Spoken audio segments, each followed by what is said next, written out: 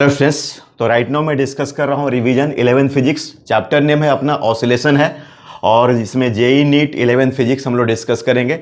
इसमें मेजरली हम लोग आपको simple harmonic motion, angular simple harmonic motion, ठीक है, और ये आपका जो मोशन के पैरामीटर्स हैं और एनर्जी ऑफ द एसएचएम और इसका जो एप्लीकेशन होता है, जैसे अपना time period of the simple pendulum, time period of the physical pendulum वगैरह जो डिस्कस करेंगे और ये अफेक्टिंग फैक्टर्स वगैरह डिस्कस किया जाएगा।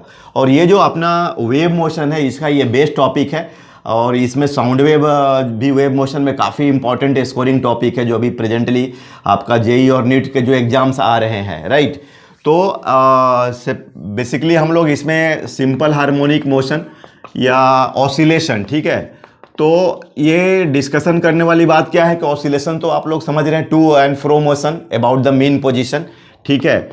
इस तरीके से ये आपका जो मीन पोजीशन बोलेंगे इसको राइट एक्सट्रीम पोजीशन बोलेंगे, ठीक है, इसको लेफ्ट एक्सट्रीम पोजीशन बोलेंगे। ओके, ऑसिलेटरी मोशन, तो ऑसिलेटरी मोशन क्या होता है, एक सर्टेन टाइम इंटरवल के बाद ये मोशन को रिपीट करता है, ठीक है, यहाँ से जाकर के यहाँ पर आ रहा है। तो ये इसमें ये पीरियोडिक है, ठीक है, इसमें टाइम पीरियड होगा, ठीक है, और ये नंबर फ्रीक्वेंसी, ठीक है, फ्रीक्वेंसी क्या होगा, number of the complete oscillations per second, F is equal to 1/t, ठीक है। तो ये ऑसिलेटरी मोशन हो गया, ठीक है।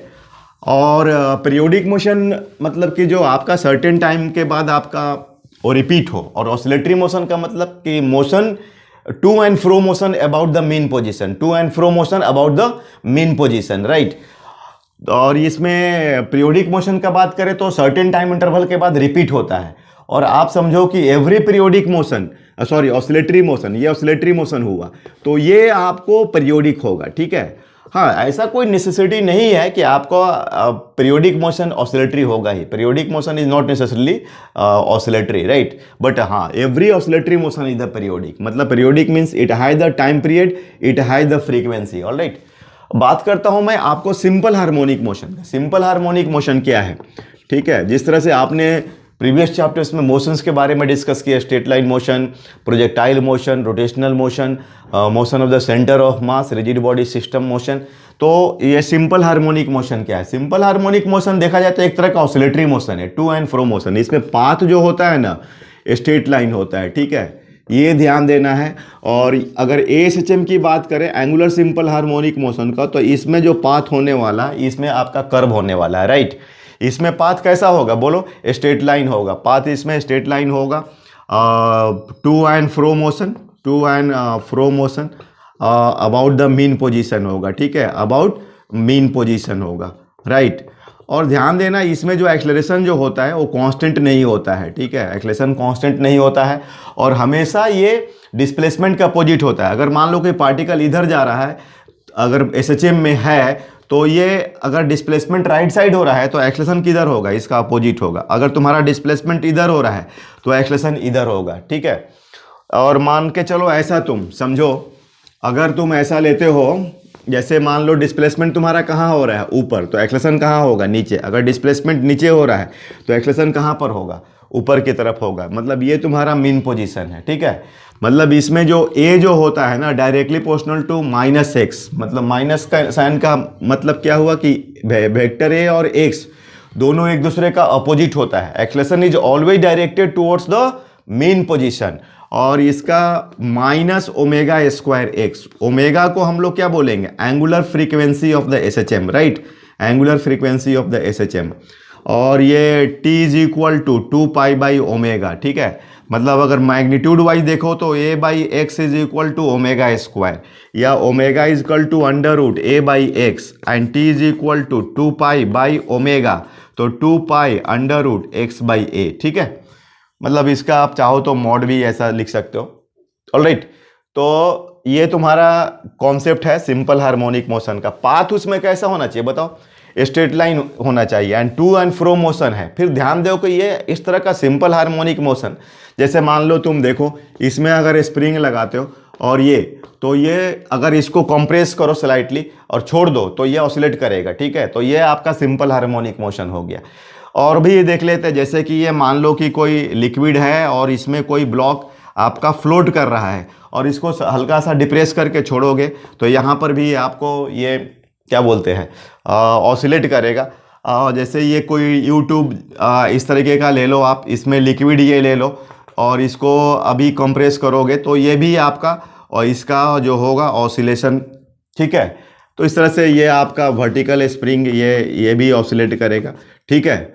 अब ये सब में देखना है कि एसएचएम है तो एसएचएम में तो टाइम पीरियड होता है, फ्रीक्वेंसी होता है, तो इसका टाइम पीरियड क्या होगा। एसएचएम में ध्यान देना है कि आपको एसएचएम को मेंटेन करने के लिए, मतलब एसएचएम को स्टार्ट करने के लिए रिस्टोरिंग फोर्स चाहिए, मतलब इट रिक्वायर्स, ठीक है, it requires restoring force, it requires restoring force, right. ये ध्यान देना है बच्चों, रिस्टोरिंग फोर्स के बिना ये नहीं होगा, ठीक है। मतलब इसमें मोशन में इलास्टिक फैक्टर और इनर्शिया फैक्टर होता है, कुछ इलास्टिसिटी जैसा कुछ इलास्टिक फैक्टर होना चाहिए। ये रिस्टोरिंग फोर्स का जो F is equal to minus k x, m a is equal to minus k x, a is equal to minus k by m x, या a is equal to minus omega, तो omega is equal to under root k m and t is equal to 2 pi by omega, तो ये M by के हो गया, ठीक है। तो एम को तुम क्या बोलोगे, ये इनर्शिया फैक्टर बोलोगे, आई एफ बोलोगे, ठीक है। ये inertia factor of the SHM हो गया, राइट।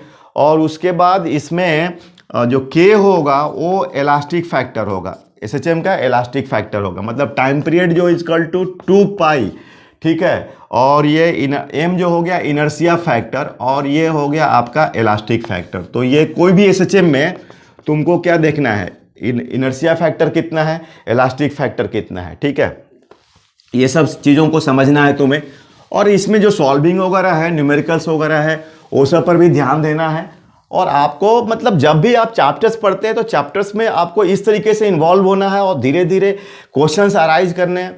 अब जैसे मान लीजिए कि आपका एसएचएम है, एसएचएम में तो आपका ए मीटर पर सेकेंड स्क्वायर और ये एक्स, इसका ग्राफ तो स्ट्रेट लाइन होगा। अब मान लीजिए कि ये एंगल 45 डिग्री दिया हुआ है, ठीक है। अब इसमें इसका टाइम पीरियड पूछ रहा है, तो आपको पता है a is equal to omega square x होता है, तो ये तो स्लोप हुआ ना, स्लोप हुआ, ये क्या हुआ आपका tan थीटा हुआ, तो tan 45 डिग्री का वैल्यू क्या हो जाएगा, बोलो 1 हो जाएगा। तो ये अपना ओमेगा स्क्वायर का वैल्यू क्या हो गया, 1 हो गया, तो ओमेगा इज इक्वल टू 1, तो T is equal to 2 pi by omega, तो 2 पाई बाई क्या हो गया 1, तो this is the 2 pi second, right. तो ये अपना क्या हुआ, टाइम पीरियड हो गया। तो ये इस तरह से मतलब मैथमेटिकली, तो मेन इसमें मेजर चीज़ क्या है कि SHM is a motion in the straight line in such that its acceleration is directly proportional to displacement and it is always against the displacement. Acceleration is directed towards the mean position always. Acceleration is directed towards mean position always. This is the main thing in the SHM. इसको आप दिमाग में रख करके पूरा SHM को deal करो आप, ठीक है। और इसमें रिस्टोरिंग फोर्स की नीड होती है, इसमें किसकी रिस्टोरिंग फोर्स की नीड होती है, ठीक है। और भी बहुत सारा बात है इसमें आपको, जैसे अब इसका जो इक्वेशन वगैरह डिस्प्लेसमेंट का, क्योंकि ये तो ऑसिलेट कर रहा है इस तरीके से, यहाँ पर x का वैल्यू 0 है, x का वैल्यू प्लस है, x का वैल्यू माइनस ए है, ठीक है।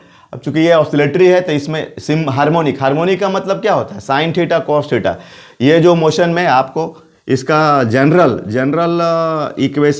इक्वेशन ऑफ एसएचएम, मतलब इसमें x का फॉर्मूला, ये तो x इजकल टू 0, अब ये x is equal to a sine omega t plus phi होता है, ठीक है।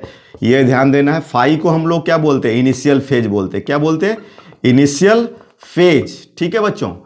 और ये जो आपका ओमेगा टी प्लस फाई है, इसको हम लोग क्या बोलेंगे, फेज कांस्टेंट बोलते हैं, ठीक है ना, सॉरी फेज, ये फेज कांस्टेंट इनिशियल फेज बोलेंगे, इसको फेज ऑफ द एसएचएम बोलेंगे, ठीक है, ओमेगा टी प्लस फाई।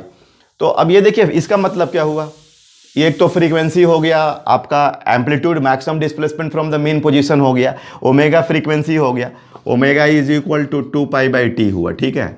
अब ये जो ये तो जनरल है, मतलब जनरल एसएचएम का बोलने का मतलब क्या कि आपको वैसा एसएचएम जो, अब उसमें हमने कोई ऐसा फिक्स नहीं बताया, पार्टिकुलर कुछ डिस्कशन नहीं किया है। पार्टिकुलर में क्या होगा कि आपका टी इज इक्वल टू 0 किस लोकेशन पर लेंगे, अगर ये लोकेशन अगर पता हो और उसका डायरेक्शन पता हो तो वो हो गया आपका पर्टिकुलर, राइट। जैसे फॉर एग्जांपल मान लीजिए कि यहाँ आप देख रहे हैं, इस सिचुएशन को आप बोल रहे हैं टी इजकल टू 0, दिख रहा है या आप इस सिचुएशन को बोल रहे हैं t इक्वल टू 0, या इस सिचुएशन को बोल रहे हैं t इक्वल टू 0, तो ये सब क्या हुआ, आपका पर्टिकुलर हो गया, राइट।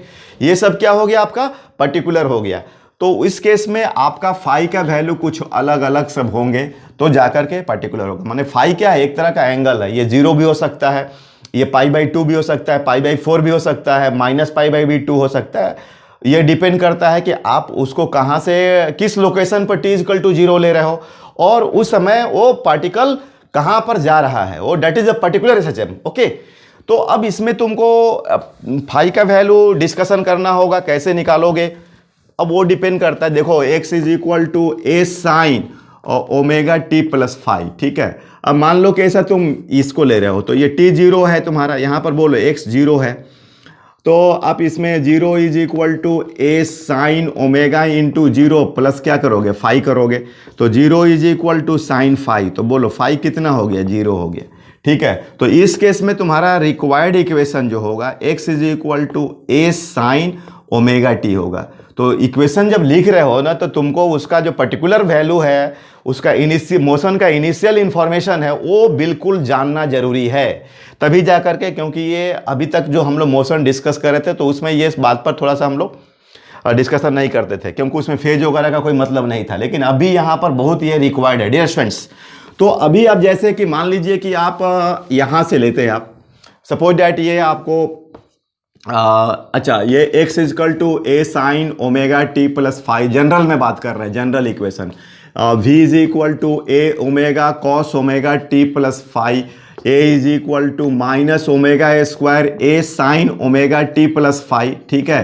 या you can say a is equal to minus omega square x, या you can say v is equal to omega under root a square minus x square. ये सब देख लेना भाई, ये सब डिराइव करके आ सकता है, ठीक है। इसमें कभी कभी प्लॉट भी पूछता है, तो ये प्लॉट में आपका v, आप देख लो v का जो वैल्यू मैक्सिमम है, v मैक्सिमम कब होगा, ये a ओमेगा होगा, और कहाँ पर होगा, मीन पोजीशन पर होगा, x इज इक्वल टू 0 पर होगा। अगर इसका तुम ग्राफ देखते हो, मतलब ये x हो गया, यहाँ पर प्लस है, यहाँ पर माइनस है, x इजकल टू 0, और ये तुम्हारा यहाँ पर प्लस a ओमेगा और यहाँ पर माइनस a ओमेगा, ठीक है। एक बार इधर जाएगा, एक इधर जाएगा, तो ये प्लस a ओमेगा है। अब देखो यहाँ पर v का वैल्यू क्या है, 0 है एक्सट्रीम पर, यहाँ पर v का वैल्यू ये वाला हो गया, इधर रिटर्न बैक आएगा, तो यहाँ पर v इज इक्वल टू क्या है, 0 है। तो ये सब तुमको बिल्कुल क्लियर कट होना चाहिए, मतलब आप उसको केवल मैथमेटिकल याद मत करो फॉर्मूला, इसका विजुलाइजेशन करो, तब जाकर प्रॉब्लम को कनेक्ट कर पाओगे, राइट। तो ऐसे कि नॉर्मल मतलब फटाफट फार्मूला जान लिए और उसके बाद प्रैक्टिस किए जा रहे हो, तो बिना माने मतलब का वो, उससे कुछ नहीं होने वाला है, जब तक आप इसको प्योरली अपने को कनेक्ट नहीं करोगे, राइट। तो ये ध्यान देना है बच्चों कि आपको कैसे प्योरली कनेक्ट करे, ठीक है ना, माइंड को मतलब फ्री रखे कैसे, ऐसे नहीं कि प्रॉब्लम है आप ऐसे, ठीक है। अब जैसे मान लो इसमें आपको मैं एक फाई का वैल्यू पूछ रहा हूँ, इसमें जैसे आप यहाँ से ले रहे हो, ठीक है, यहाँ t 0 है, x 0 है, और ये मूव कर रहा है राइट, ठीक है। तो देखो इसमें या चलो मान लो ये तो हो गया था, आप सब जो यहाँ पर है या t 0 ले रहे हो, प्लस x का वैल्यू प्लस a है, और ये लेफ्ट मूव कर रहा है, क्या इधर लेफ्ट मूव कर रहा है, तो अब ये फाई की वैल्यू क्या होने वाली, इसमें फाई का वैल्यू क्या होने वाला, ठीक है।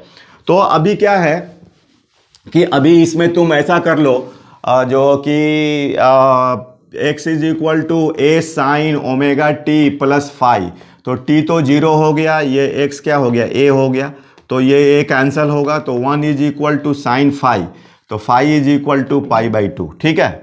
अब मैं देखो तुमको बोलता हूँ, अगर ये तुम v is equal to a omega cos phi हो जाएगा, t 0 पुट करोगे, और π/2 पुट करोगे तो v 0 होगा, तो ये भी तुम्हारा मतलब क्या बोल रहे हैं कि यहाँ पर जाकर के सॉरी यार कॉस नहीं ठीक है π/2, तो ये जो हो गया यहाँ पर फाई का वैल्यू क्या हो गया आपका π/2 हो गया, तो x is equal to a sine omega t plus π/2, right, या x is equal to a cos omega t. देखो पहले तुम पढ़ोगे ना फर्स्ट टाइम या मतलब बहुत दिन के बाद पढ़ रहे हो, तुमको लगेगा कि पूरा ये मैथमेटिक्स है, बट आप इसको चीज़ों को समझो, एक्चुअली ये तो फिजिकल सिचुएशन को एनालाइज करने के लिए पढ़ाया जा रहा है, ठीक है ना।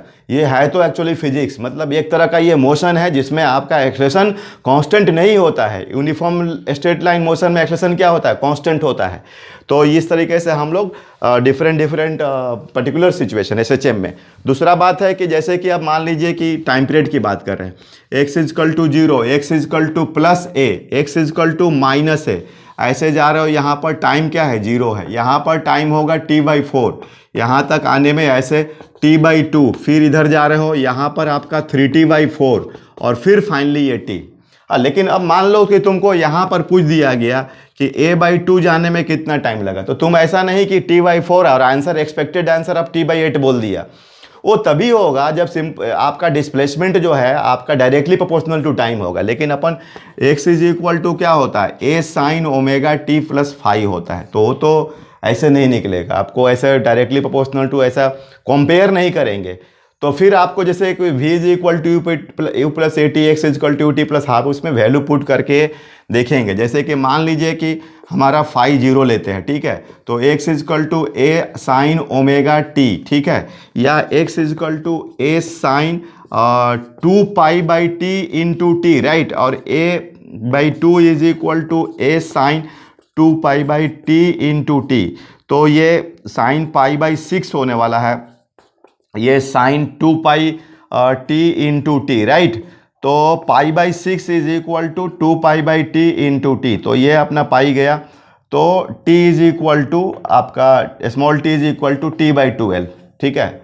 और एक्सपेक्टेड क्या था आपका, t/8 था, लेकिन ये t/12 आ रहा, उससे कम आ रहा है। मतलब शुरू में यहाँ पर स्पीड क्या होता है, मेन पोजीशन पर ज़्यादा होता है, और धीरे धीरे स्पीड क्या होता है, घटता है। तो इसमें ग्राफ भी प्लॉट करने के लिए सब क्वेश्चंस आने वाला है, ठीक है। तो उसमें साइन और कॉस का जो ग्राफ होता है वो इन्वॉल्व होता है। अब ये देखना, ये साइन थीटा का ग्राफ हो गया, ये कॉस थीटा का हो गया, ये माइनस साइन थीटा का हो गया, ठीक है। तो ये देख लेना जो इन्वॉल्व होगा तुम्हारा, ये माइनस कॉस थीटा का ग्राफ हो गया। तो जो ये सब फंक्शंस आएंगे उसके हिसाब से तुम्हारा ग्राफ बनने वाला है, उसके हिसाब से वेरिएशन आने वाला है, ठीक है स्टूडेंट्स। तो इस तरीके से हम लोग इसमें आपका क्या बोलते हैं पैरामीटर्स वगैरह डिस्कस करते हैं इसका सिंपल हार्मोनिक मोशन का, ठीक है। उसके बाद सिंपल हार्मोनिक मोशंस में एनर्जी का कॉन्सेप्ट है। एनर्जी ऑफ द SHM में तुम्हारा समझो, आप बताओ कि इसमें सिंपल हार्मोनिक मोशन में एक तो काइनेटिक एनर्जी हो जाएगा, ये 1/2 mv² हो जाएगा। और ये तुम देख रहे हो कि ये अंडर रिस्टोरिंग फोर्स आपका मोशन मैनेज हो रहा है। यहाँ पर मतलब कि against the conservative force, spring force वो एक्सटेंड हो रहा है, तो ये पोटेंशियल एनर्जी भी स्टोर्ड होगा, ठीक है। सिंपल हार्मोनिक मोशन, यहाँ कोई डिसिपेटिव फोर्स नहीं है, मतलब फ्रिक्शनल फोर्स नहीं है, आपको इस तरीके से है। तो U is equal to half k x square, U is equal to half k x square. और ये आप ध्यान देना है कि इसमें काइनेटिक एनर्जी जो है बराबर कंटिन्यूअस चेंज होगा, पोटेंशियल एनर्जी कंटिन्यूअस चेंज होगा, क्योंकि स्प्रिंग का जो कंप्रेशन और एक्सटेंशन है वो बदल रहा है टाइम के साथ। मीन पोजीशन पर ये जो है आपका U का वैल्यू मिनिमम होगा मीन पोजीशन पर, और एक्सट्रीम पर क्या होगा आपका मैक्सिमम होगा। ये काइनेटिक एनर्जी मीन पोजीशन पर क्या होगा आपका मैक्सिमम होगा, एक्सट्रीम पर इसकी वैल्यू क्या होगी, मिनिमम होगी, ठीक है, काइनेटिक एनर्जी का। तो ये सब समझना है, इसका जो फॉर्मूला वगैरह देखना है। अब काइनेटिक एनर्जी में तुम्हारा क्या होगा 1/2 mv², तो 1/2 m a ओमेगा और कॉस ओमेगा टी का होल स्क्वायर, ठीक है, या 1/2 m v का value omega √a² minus x² इसका, और U is equal to half k x²। ये दोनों को जोड़ोगे तो इन टोटल एनर्जी हाफ के a² आ जाएगा, ठीक है। तो ये सब देख लो भाई तुम लोग, इस फॉर्मूला में तुम्हें मिल जाएगा ये सब। मतलब मेनली है कि ये हमें थोड़ा फास्ट एक्सलरेट करके तुम्हें क्या है कि एग्जाम का कनेक्शन डेवलप करना जरूरी है, राइट। अब जैसे तुम इसमें देखो, ग्राफ से अगर देखोगे, ये x इज इक्वल टू 0 है, x is equal to plus a है, x is equal to minus a है, तो ये तुम्हारा पोटेंशियल एनर्जी ग्राफ हो जाएगा, ये तुम्हारा काइनेटिक एनर्जी ग्राफ हो जाएगा, और ये जो दिख रहा है ना ये टोटल एनर्जी का। देखना, ध्यान देना, यहाँ दो जगह तुम्हारा के और यू सेम हो रहा है, एक यहाँ पर एक यहाँ पर, तो लोकेशन क्या होगा, कैसे पता करोगे, ये लोकेशन a/√2 होगा, और ये तुम्हारा -a/√2, मतलब E is equal to kinetic energy. तो half k x² is equal to actually 1/2 m ओमेगा² a² माइनस x², तो this is the k here, तो 1/2 k a² माइनस x², तो 1/2 k a² minus x²। k क्या है, ये force constant है, right, के क्या है बच्चों, फोर्स कांस्टेंट है। तो इसमें तुम्हारा के ये कैंसिल हो रहा, हाफ कैंसिल हो रहा है, तो एक्स स्क्वायर इधर लाओगे तो 2x² is equal to a square. तो x² is equal to a square by 2 या x is equal to plus minus a by root 2। तो ये देखो तुम मतलब कैसे एनालाइज करो इसको, ग्राफ को तुम एनालाइज करो तो आइडिया मिलेगा, राइट। तो इस तरीके से आपको चीज़ों को एनालाइज करना है, क्वेश्चंस बनाने हैं। इसमें और भी हम लोग सीख सकते हैं, बहुत सारा चीज़ सीख सकते हैं, ठीक है ना। ये टाइम पीरियड वगैरह इसमें जो होता है एसएचएम में क्या है, पीरियोडिक मोशन है, ऑसिलेटरी मोशन है। तो जैसे कि ये आपको होता है, फिर ये इसमें तो t is equal to 2 pi under root m by k होता है। यहाँ भी वही होगा, 2 pi under root m by k होगा। अगर तुम यहाँ पर लोगे, ऐसे लोगे, तब भी तुम्हारा वही होने वाला है, t इज इक्वल टू 2 पाई। मतलब यहाँ देखे एक्सटर्नल फोर्स से क्या होगा, वो इक्विलिब्रियम पोजीशन शिफ्ट कर जाएगा।